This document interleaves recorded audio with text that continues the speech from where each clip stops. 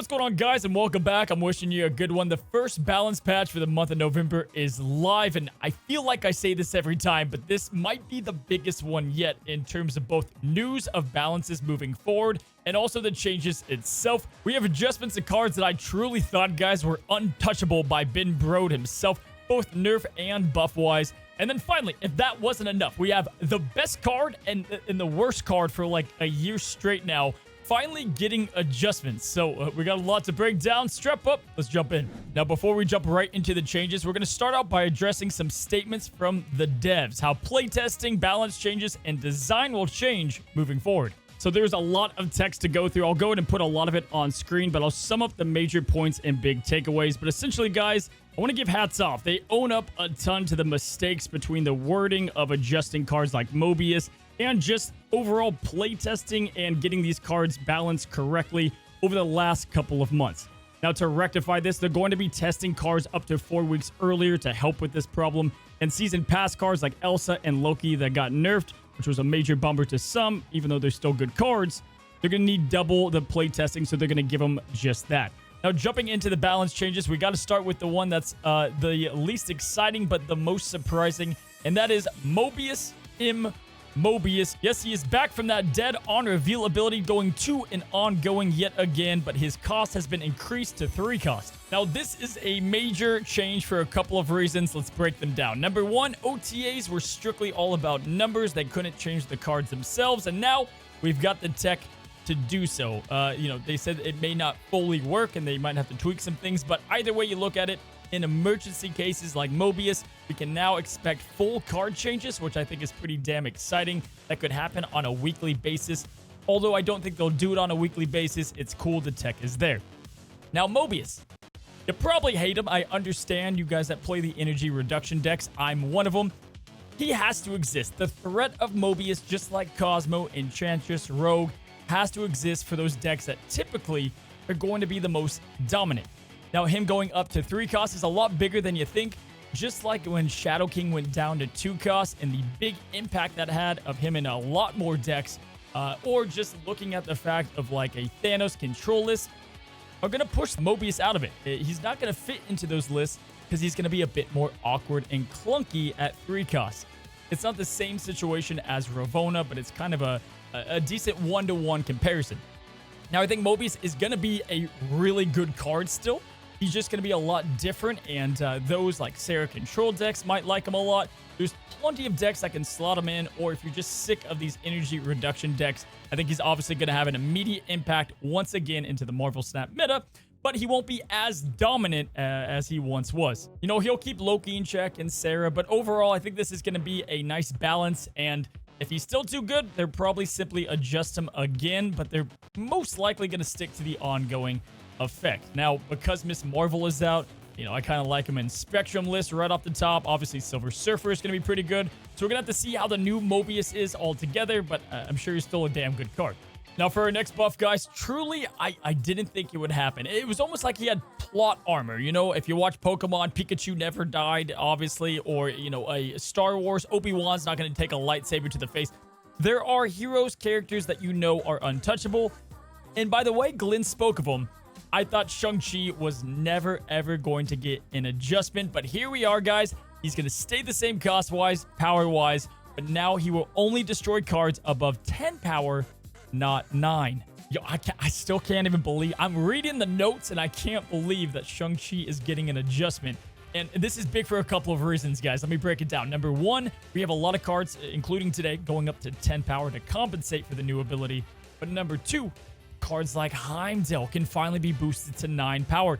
Things that, like, the overall, economy of snap power can be adjusted because Shang-Chi, the master threshold, is being changed. And so this is going to be dramatic moving forward. We're going to have to see how his play rate adjusts throughout different decks, but definitely excited to see how this all flushes out once all is said and done. And looking at what the devs said, they say just that, right? First of all, 10 is easier to remember than 9, which obviously makes a lot of sense. 10 is, thematic with Shang-Chi and the 10 rings, so I like that. But most importantly, as I just alluded to, this adds a ton more space design-wise, especially for 5 and 6 cost cards, to allow them to do unique things without Shang-Chi just catching them all, killing them all, and this is definitely going to open up a ton more abilities and design space. Now, the first adjustment post the Shang-Chi change is not a card that you can play, but Monster Island, the monsters that spawn will now be a 6/10, which makes sense. It was a big swing kind of token change that could happen. So you can now expect 6/10 monsters instead of 6/9. The next one is one of my personal favorites. She-Hulk is going back to her former glory upon release. She was a 10 power card, and she's going back to 10 power. This definitely feels right. She's got a lot of things to counter her now. Obviously, Mobius being one of the biggest. Now, She-Hulk is one of my most played cards, so I'm definitely excited about the power change. I mean, having Moon Girl, double up decks, the Infinite Magic decks, they all love her. And Mobius being back to his former state keeps her in check as well. I think this is going to be a good change. Something about Hulk, as the dev said, seems weird below that 10 power. And so now we have the appropriate 10 power. So even if Mobius does come out or something happens, you can slam 10 power and it doesn't feel as bad. Now, this next one, guys, not going to lie, didn't expect this one to stay in Shang-Chi's range. But Warpath, a card that I'm going to be honest, I haven't played a lot. You haven't played a lot. I kind of forgot he was in the game. Well, guys, they are changing him to get +5 power instead of +4 if one of your other locations are empty. And they stated the reason so is because they like the give and take with Shang-Chi, especially for early players, but also that he doesn't get enough play, so it's okay to buff him. A 410 is a freaking stupid stat line, especially for a card that everybody has. Obviously, it's a pretty strict requirement to get him that high, but there's plenty of uses that can happen in scenarios. I think he's going to actually be pretty good. And then if they want to Shang-Chi him, they talked about the dance, right? Which I think is cool. If you play a card in another location, you can take him back down to 4/5. And the Shang-Chi wasn't a good trade-off or have the huge power of 410. So I think at a high competitive state, you know, he's still going to be Warpath, but he'll be interesting and kind of a big brain play. Destroyer, Spectrum decks, Miss Marvel, you know, Zabu list might be able to squeeze him in here now, where you can kind of focus down one lane and just ditch one that your opponent's going for. So I'm all here for the change. I love to see it. Now, if all that didn't get you excited enough, we're not even close to being done. We have a lot more cards that got buffed up, and they would be like the premier card on a normal OTA week. We start with the worst card in Marvel Snap getting a buff, and that is Strong Guy. Is going from a 4/4 ongoing +6 power if your hand is empty, which almost never it's not, to now a 3/3. I mean, hell, all we need now is freaking Punisher, guys, and then we got like the holy trifecta of the worst cards getting buffed. Strong Guy at 3/3 I don't think is going to be played like massively because the ability stays the same. Now, 9 power is nothing to laugh at, but I think he'll be played more in Curve, in the Zoo decks, in the discard decks. Held newer players now have a lot of fun options with Strong Guy. I don't think he's gonna be like a meta option. Surfer could do like, you know, Gambit, maybe Moon Knight. But hey, they're finally adjusting a card that definitely needed love, and we're gonna have to see if it'll be enough to make Strong Guy even somewhat viable. Now, our next card is one of the few examples of a card that kind of got power crept, right? Like, good card, really underplayed. Jessica Jones is going from a 4/4 to a 4/5 with the ability of, if you don't play a card on her location, she's going to get +4 power. You know, I'm proud of her. I love that Jessica Jones is finally getting some love. The first combo that I felt so awesome playing was Storm into Jessica, and now we get a 9 power card at only 4 costs. Jessica Jones is going to fit right in and really, like, make herself different than the other 4-cost options, and decks that you don't need to play into her lane are absolutely going to love her as an addition. I know an old Magneto control list I played had a lot of Jessica Jones, and I'm excited to see what this does with the card moving forward.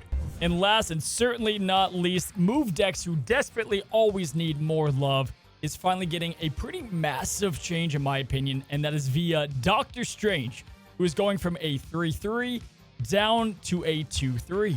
Now, if you don't play move decks, it may not seem that big of a deal that Dr. Stephen Strange is getting changed. However, this is going to be awesome for a bunch of move combos, and it's slowly getting better and better. I can kind of think of him like Ghost Spider in some sense. He can find a surprise gotcha moment in some decks that don't have other move cards in it. We've all been there where you lost the vault, or maybe you've lost. There's been an instance where you wish you could nab your highest cost power card. You can now do so, but even more important, it gives us access to other cards that you can play in conjunction with one another. You know, you can now play him and Vulture together on turn 5 instead of turn 6. You can play him alongside Dagger on turn 5. There's a lot of powerful 2-cost move cards, and now he's going to be another in the arsenal that I think move is getting so much better within Marvel Snap. Don't even think that last sentence made sense, but you guys get what I'm trying to say. Doctor Strange going down to 2 is going to be pretty huge. Well, one thing is for damn certain, guys, we're going to have a different Marvel Snap than we did yesterday. Cards and mechanics that we've known for over a year have drastically changed, and I'm excited to see how this sparks a new meta and just changes to archetypes that have been pretty stale for a long while. Absolute home run hit as far as OTA balance changes go, and exciting that we have new mechanics moving forward and the devs are rectifying mistakes that they're obviously calling out. You know, this rarefied air, I think, from developers from past games I've played at least, and it's definitely nice and a breath of fresh air. Now, the last thing to wrap it up, guys, is they're going to be skipping a couple weeks of OTA, so our next balance patch will be on December 7th, and that's still up in the air as well with the holiday season coming up. Anyway, guys, if you haven't already, you can help support a ton as we climb up in subs. It means a lot if you want to support and you come back watching time and time again. And on top of that, guys, if you want to see me test this stuff live, you can see my Twitch down below. Give me a follow. We'll see you there. All right, guys, have a good one. Have a great one. Till the next one. Happy snapping.